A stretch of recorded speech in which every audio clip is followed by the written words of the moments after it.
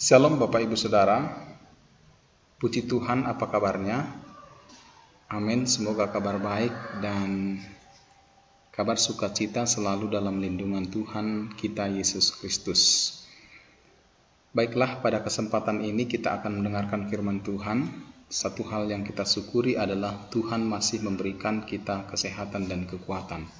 Dan kita bersyukur juga hari ini diberikan kepada saya dan saudara untuk mengikuti ibadah kita, yaitu mendengarkan renungan singkat di dalam suara channel Facebook Suara Pertobatan.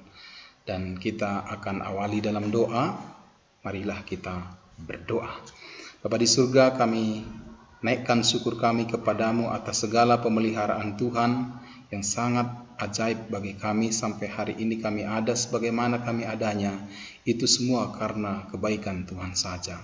Dan kami juga bersyukur Engkau boleh pertemukan kami dengan saudara kami yang mengikuti program renungan di pagi hari ini. Dimanapun mereka berada, kiranya Tuhan memberkati sehingga firman Tuhan yang kami dengar hari ini boleh menguatkan kami. Dan kami semakin hari semakin iman kami bertumbuh dan semakin setia dalam mengiring akan Tuhan. Kami siapkan hati kami mendengarkan firman Tuhan. Dalam nama Yesus kami berdoa dan menerima firman-Mu dengan sukacita. Haleluya. Semua kita yang diberkati, mari kita sama-sama katakan amin. Amin. Puji Tuhan. Terpujilah Tuhan Yesus yang sungguh baik, sangat baik bagi kita. Bapak Ibu Saudara pendengar Facebook Suara Pertobatan dimanapun berada, hari ini kita akan langsung mendengarkan firman Tuhan yang saya berikan judul bagi kita, tidak mudah baper. Apa itu baper? Baper itu sudah terkenal di media sosial, baik di TV, media sosial, di Facebook, Instagram, YouTube. Baper itu adalah singkatan dari bawa perasaan atau terbawa suasana, hati yang mudah sensitif terhadap hal-hal yang membuat hati ini sedih gitu ya. Baper juga adalah remaja atau orang dewasa yang mengalami masalah, membawa masalah itu dalam dan memikirkan masalah itu secara berlebihan sehingga itu disebut dengan bawa perasaan atau baper. Kita akan belajar dari seorang perempuan. Jadi hari ini kita akan belajar dari seorang perempuan, dan perempuan ini tidak mudah baper sehingga ketika dia mengalami banyak tantangan dalam hidupnya, tapi karena dia tidak mudah baper sehingga ada mujizat-mujizat yang dia alami. Mari kita buka Alkitab kita dalam Matius pasal 15 ayat yang ke-21 sampai 28. Saya akan baca dalam nama Tuhan Yesus, perempuan Kanaan yang percaya. Jadi kita akan belajar dari perempuan Kanaan. Lalu Yesus pergi dari situ dan menyingkir ke daerah Tirus dan Sidon. Maka datanglah seorang perempuan Kanaan dari daerah itu dan berseru, "Kasihanilah aku ya Tuhan, anak Daud, karena anakku perempuan kerasukan setan dan sangat menderita." Tetapi Yesus sama sekali tidak menjawabnya. Lalu murid-muridnya datang dan meminta kepadanya, "Suruhlah ia pergi, ia mengikuti kita," dengan berteriak-teriak. Jawab Yesus, "Aku diutus hanya kepada domba-domba yang hilang dari umat Israel." Tetapi perempuan itu mendekat dan menyembah Dia sambil berkata, "Tuhan, tolonglah aku." Tetapi perempuan itu mendekat dan menyembah Dia sambil berkata, "Tuhan, tolonglah aku."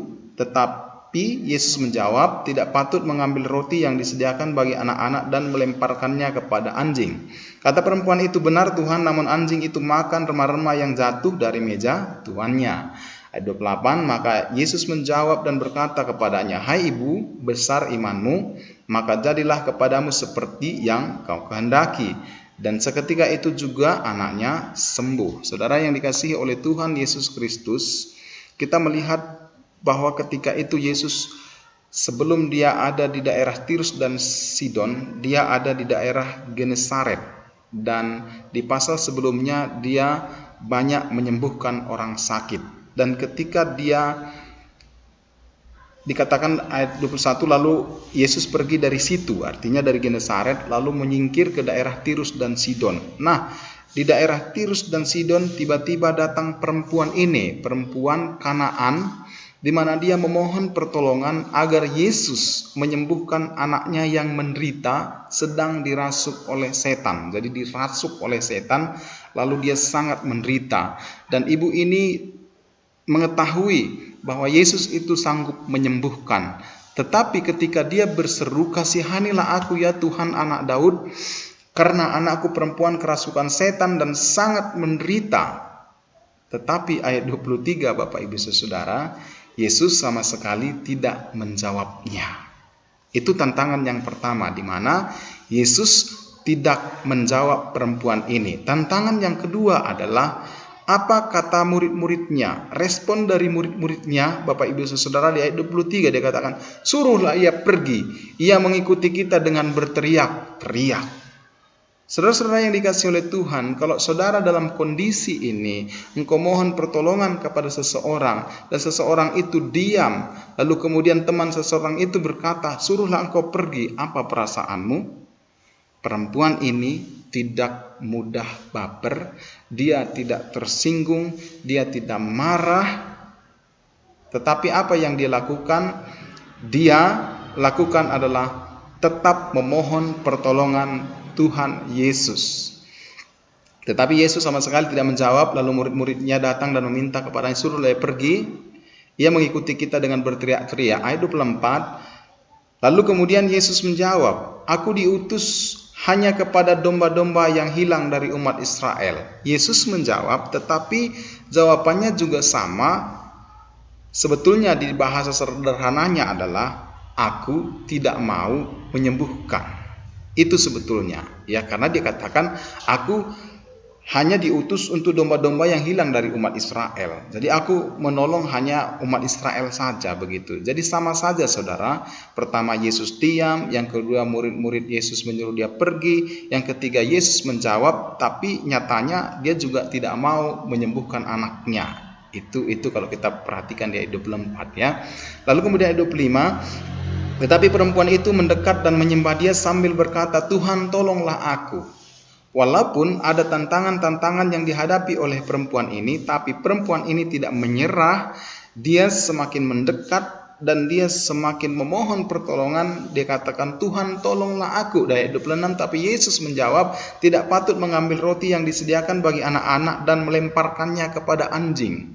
Selanjutnya, begitu pedas kata-kata itu. Tapi kita melihat apakah perempuan ini baper, bawa perasaan, perempuan ini menyerah, perempuan ini langsung mundur? Tidak. Dia selalu datang kepada Tuhan dan dia tidak menyerah. Dia datang terus memohon pertolongan daripada Tuhan sampai ketika Yesus sudah katakan tidak patut mengambil roti yang disediakan bagi anak-anak dan melemparkannya kepada anjing. Itu sangat kasar Bapak Ibu Saudara. Tapi apa? Ayat 27 kata perempuan itu, "Benar Tuhan, namun anjing itu makan remah-remah yang jatuh dari meja tuannya." Artinya apa? Perempuan Kanaan ini tidak mudah baper. Ketika dia memohon pertolongan, Yesus tidak menjawab. Murid-murid Yesus tiba-tiba mengusirnya, "Suruhlah dia pergi," begitu. Yang ketiga Yesus menjawab, tapi apa katanya? "Aku diutus hanya kepada domba-domba hilang dari umat Israel." Yang keempat Bapak Ibu Saudara, tidak patut mengambil roti yang disediakan bagi anak-anak melemparkannya kepada anjing.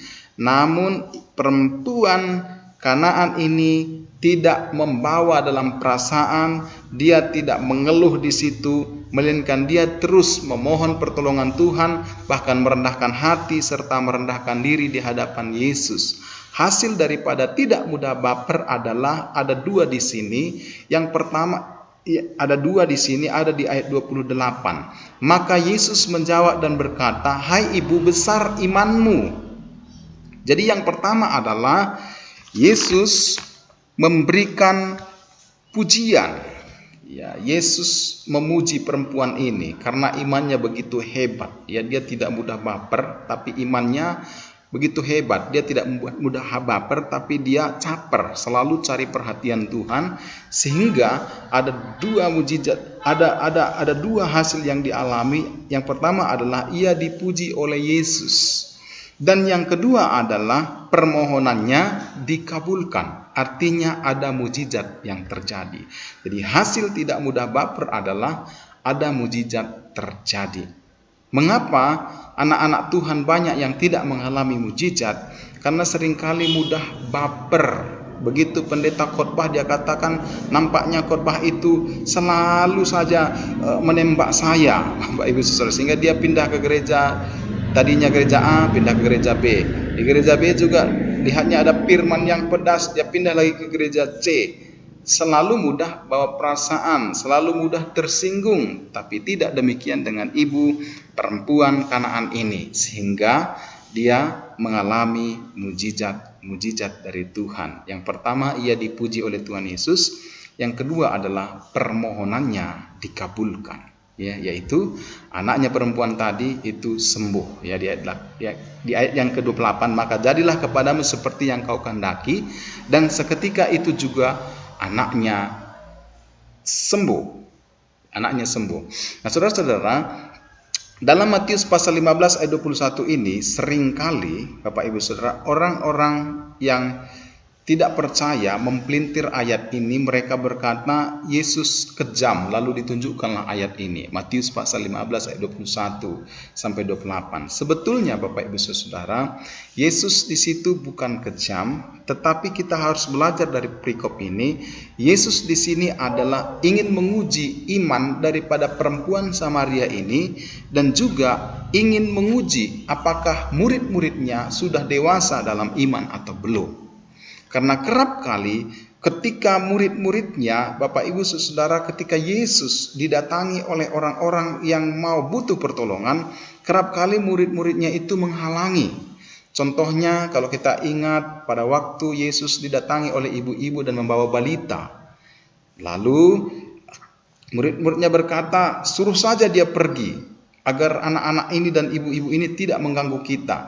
Tetapi Yesus berkata, biarkan anak-anak itu kemari datang kepadaku, karena orang-orang seperti inilah yang mempunyai kerajaan surga. Itu juga ada dalam Injil. Sehingga Bapak Ibu Saudara, dalam perikop ini seolah-olah Yesus itu begitu kejam, diam, lalu tidak mau menyembuhkan. Sebenarnya dia hanya ingin menguji iman perempuan Kanaan ini, dan ia juga sekaligus menguji iman murid-muridnya. Terbukti perempuan Kanaan ini imannya sangat luar biasa sehingga mendapat pujian dari Yesus, dan iman murid-muridnya belum dewasa. Itulah sebabnya ayat 23, apa kata murid-muridnya? Murid-muridnya berkata, suruhlah ia pergi. Ia mengikuti kita dengan berteriak-teriak. Maksud Yesus waktu itu adalah murid-muridnya berkata, Guru, tolong dia, Guru, sembuhkan dia. Tuhan, tolong dia, sembuhkan dia. Gitu. Tapi ternyata murid-muridnya tetap juga berkata, suruhlah ia pergi. Ia mengikuti kita dengan berteriak-teriak. Jadi firman Tuhan ini sebetulnya bukan Yesus kejam, bukan Bapak Ibu Saudara. Meskipun ada beberapa orang yang banyak mengutip ayat ini dan berkata, ini Yesus begitu kejam. Tidak. Yesus hanya menguji perempuan Kanaan ini, dan Yesus menguji iman murid-muridnya. Tetapi puji Tuhan, iman perempuan Kanaan ini sangat luar biasa, dan dia beroleh mujizat dari Tuhan. Dia dipuji oleh Tuhan Yesus, dan permohonannya dikabulkan. Mengapa hal itu terjadi? Karena ia tidak mudah baper. Seandainya dia mudah baper, maka dia tidak akan pernah mengalami mujizat. Anaknya tetap dalam kesusahan, anaknya tetap ada dirasuk oleh setan. Tapi karena dia tidak mudah baper, selalu berjuang memohon kepada Tuhan, dan Tuhan menjawabnya dan mengadakan mujizat dalam hidupnya. Jadi kalau kita ingin mengalami mujizat yang luar biasa, katakan saja, saya tidak mudah baper. Dan kita berdoa supaya Tuhan memampukan kita dalam melakukan firman-Nya. Tuhan Yesus memberkati kita semuanya. Marilah kita berdoa. Kami bersyukur buat firman-Mu hari ini Tuhan, untuk mengajar kami agar kami menjadi anak-anak Tuhan yang kuat dalam iman, dewasa dalam iman, dan hidup kami selalu bergantung sepenuhnya kepada Tuhan. Apapun tantangan-tantangan dalam hidup kami selalu berpengharapan bahwa Tuhan sanggup menolong kami dengan cara Tuhan yang ajaib. Terima kasih Bapa di surga buat firman-Mu. Segala puji, hormat, kemuliaan kami naikkan kepada Tuhan Yesus, Tuhan dan Juru Selamat kami. Dalam nama Yesus kami berdoa, mengucap syukur. Haleluya. Mari sama-sama kita katakan amin. Puji Tuhan. Tuhan Yesus memberkati kita semuanya. Salam.